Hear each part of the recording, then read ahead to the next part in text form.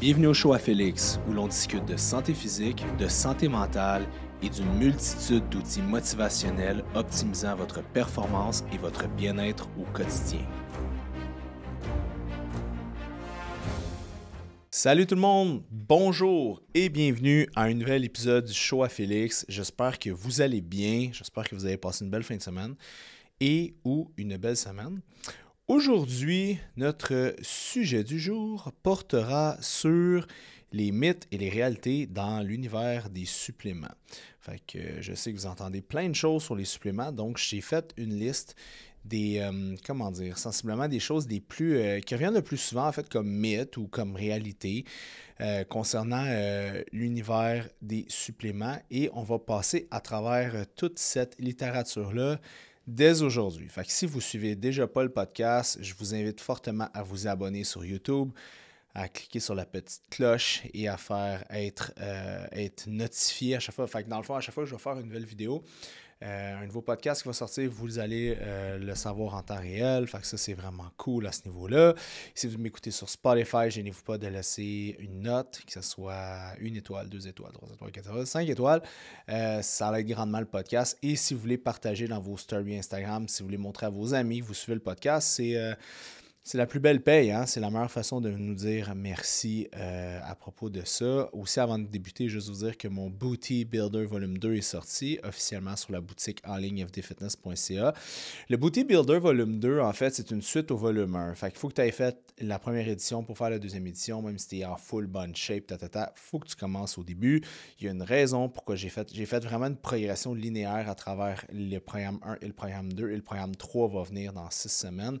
Fait que si votre objectif, c'est bâtir votre fessier, votre chaîne postérieure, c'est majoritairement pour les femmes. Vous allez quand même travailler les autres muscles, mais avec beaucoup moins de volume et beaucoup moins de fréquence que le fessier. Fait que c'est vraiment bâti pour vous aider à bring up un fessier qui serait votre muscle le plus gros de tout votre corps. Donc, ça ressemble à ça, est disponible, pas cher, ça vaut la peine, allez vous le procurer, fdfitness.ca, Booty Builder, volume 2.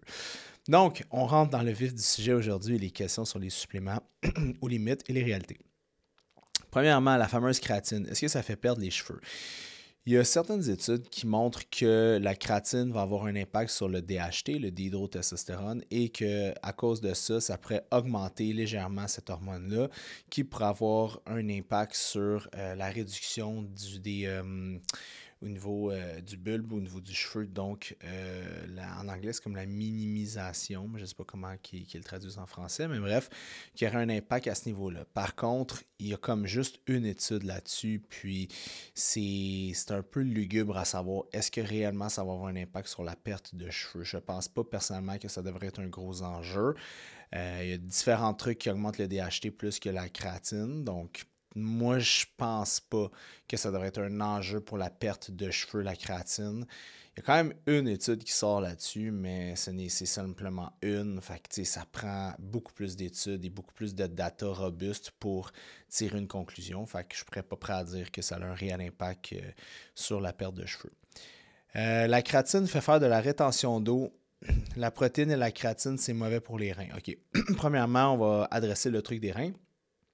Ce qui se passe, c'est que si vous prenez de la créatine régulièrement et vous allez faire vos prises de sang, vous allez ressortir avec une créatine kinase et créatinine sérique probablement trop élevée selon les marqueurs nord-américains et canadiens. Ce qui se passe, c'est que parce que vous en consommez, ça va venir débalancer vos prises de sang, mais ce n'est pas problématique. C'est juste qu'il faut le dire à votre médecin, il faut le dire à votre médecin de famille que vous prenez de la créatine de cette façon-là, mais lui va pouvoir réadresser les prises de sang. Vous êtes toujours mieux d'arrêter 2 à 4 semaines la créatine avant de faire vos prises de sang annuelles. Ça va donner un meilleur ratio. Et si vous consommez de la créatine, si vous buvez suffisamment d'eau et tout ça, aucun problème pour les reins. Et est-ce que les protéines, c'est mauvais pour les reins? Comme j'expliquais dans une capsule sur la protéine, les protéines endogènes ne sont pas bonnes pour les reins. Fait que dans le fond, quand vous dégradez, vous perdez du muscle, donc les protéines qui sont stockées dans vos muscles, qui sont dégradées, sont remises dans le sang, sont filtrées par le foie, bien là, à ce moment-là, c'est là que ça peut être problématique. Mais les protéines exogènes, donc qu'est-ce que vous mangez, ça va avoir peu ou pas d'impact au niveau rénal, à moins que vous souffrez d'une insuffisance rénale, là, à ce moment-là, ça peut avoir un problème à ce niveau-là. Puis tu sais, les gens qui m'écoutent, il y a beaucoup de gens qui écoutent mes podcasts. Il y en a qui sont d'accord, il y en a qui m'écoutent pour des fois pour pinpoint des choses que je dis, puis c'est correct.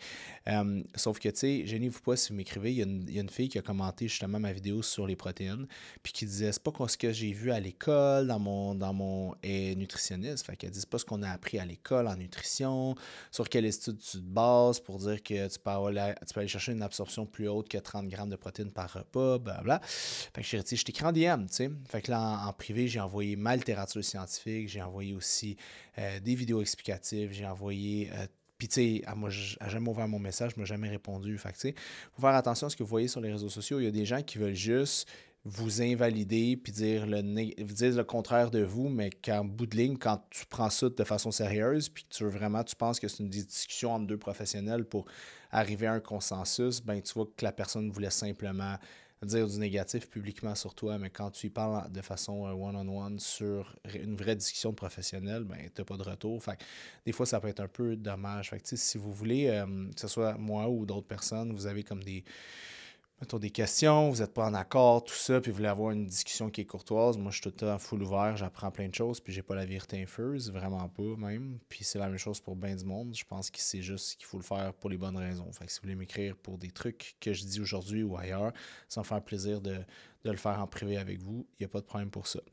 Et l'autre mythe, c'est que la créatine fait faire de la rétention d'eau. La créatine va augmenter la rétention d'eau au niveau cellulaire dans le muscle. Fait que oui, vous allez faire de la rétention d'eau localisée dans le muscle, mais un muscle hydraté, c'est un muscle qui est fort, c'est un muscle qui performe mieux, donc c'est une bonne chose. Mais c'est pas en prenant de la créatine que ça va vous faire gonfler, prendre de l'eau partout, tu sais. La vitamine D, c'est juste bon l'hiver. Non, c'est pas vrai. Oui, l'hiver, ça prend une beaucoup plus grande exposition au soleil pour aller chercher suffisamment de vitamine D parce que souvent l'hiver, le corps est moins exposé. On a exemple juste le visage, les mains et de la façon que le soleil est orienté avec le Québec, l'hiver, comment que la terre bouge, ben t'as moins de soleil aussi. Fait que c'est moins intéressant. Puis sinon l'été, il y a des gens qui passent leur journée à travailler en dedans sous un néon, tu sais, fait qu'ils vont pas plus nécessairement prendre du soleil à l'extérieur. Fait que les dosages devraient toujours être légèrement plus hauts l'hiver, mais devraient quand même être hauts l'été, tu sais, ça dépend. Idéalement, c'est faire des prises de sang, puis de là, adresser son dosage. Mais si vous n'avez pas accès à des prises de sang, ça peut être 1000 unités par jour, ça peut être 2000, ça peut être 3000, ça peut être 5000, ça dépend tellement de facteurs. Fait que je vous dirais d'adresser en prise de sang, savoir où est-ce que vous en êtes en ce moment et d'ajuster par la suite. Un autre mythe, le magnésium aide à mieux dormir. C'est pas un mythe, le magnésium va aider parce que ça va passer la barrière hémato-encéphale du cerveau. Donc, ça va aider à avoir un accès qui est calmant, qui est relaxant. Par contre, il faut comprendre que le magnésium joue sur plus de 200 réactions biochimiques dans le corps. Donc, c'est pas juste pour bien dormir, c'est pour une myriade de raisons que le magnésium est un minéral extrêmement important et dur à aller chercher en assez bonne quantité.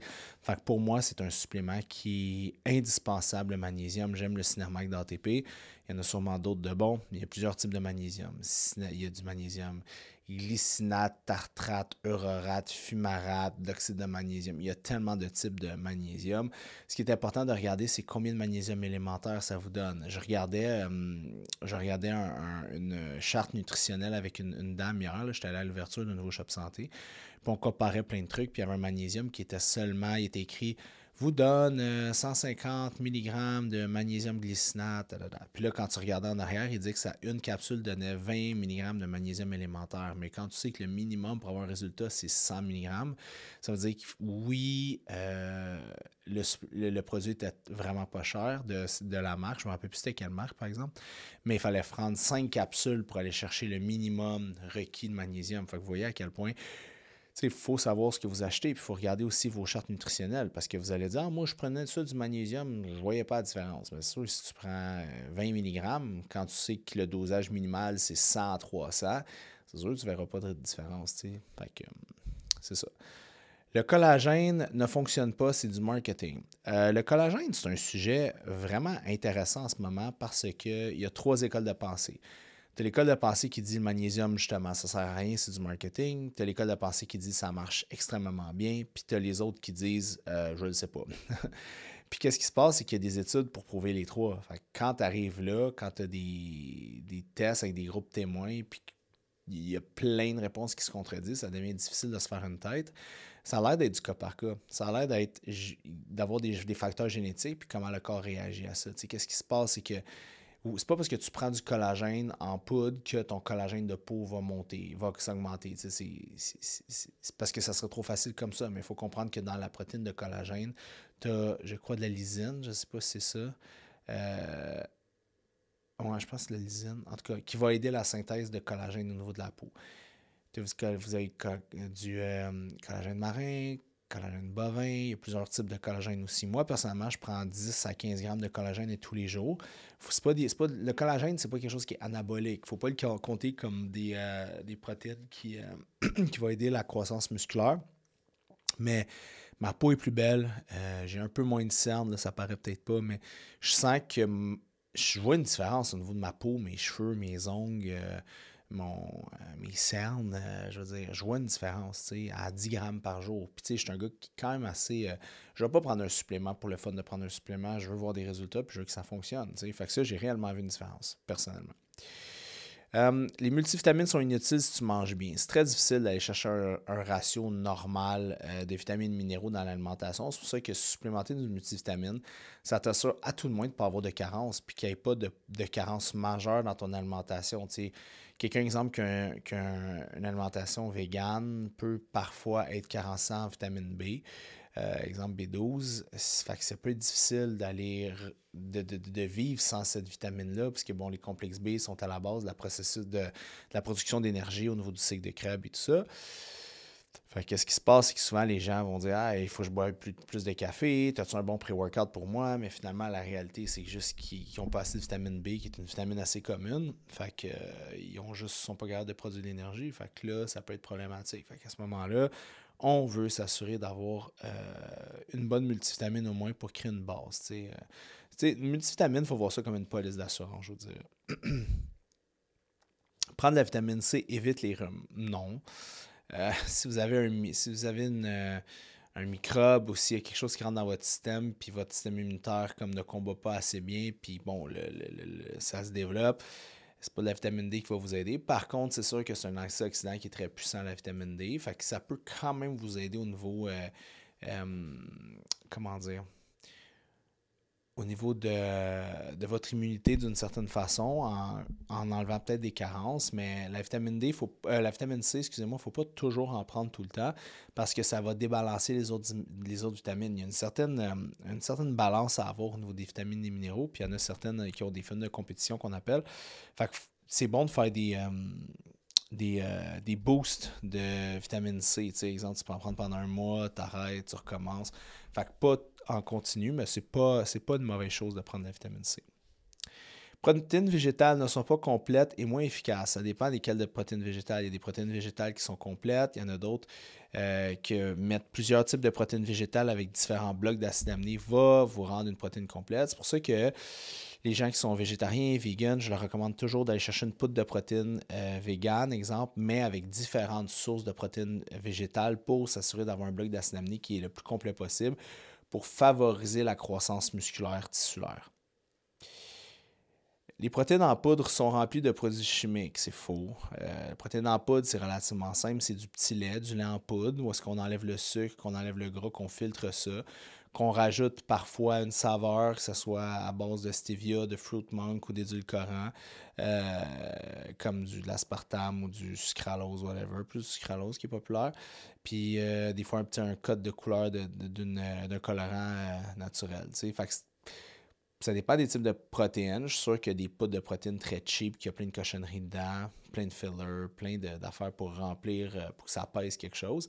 Mais une mauvaise compagnie de suppléments dans la protéine, ils ne vont pas vous mettre des produits chimiques dedans. Ce qu'ils vont faire, c'est qu'ils vont mettre du sucre, de la maltodextrine.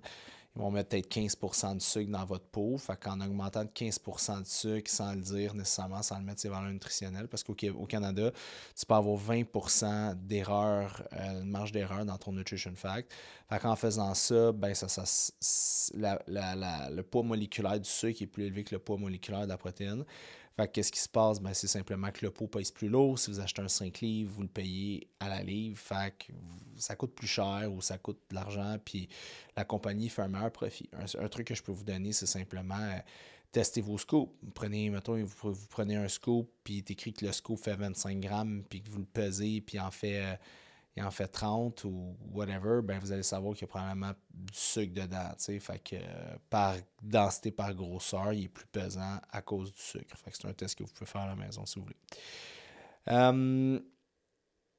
Prendre de la caséine avant de dormir empêche de bien digérer. Non, c'est pas vrai. Là, même la protéine de caséine, c'est une protéine qui est à digestion lente. Fait que si vous êtes dans un bodybuilding journey, ça pourrait être intéressant d'en prendre. C'est moins populaire que c'était avant, mais la protéine de caséine, vous allez en retrouver, exemple, un fromage cottage, yogourt grec, c'est une protéine de caséine.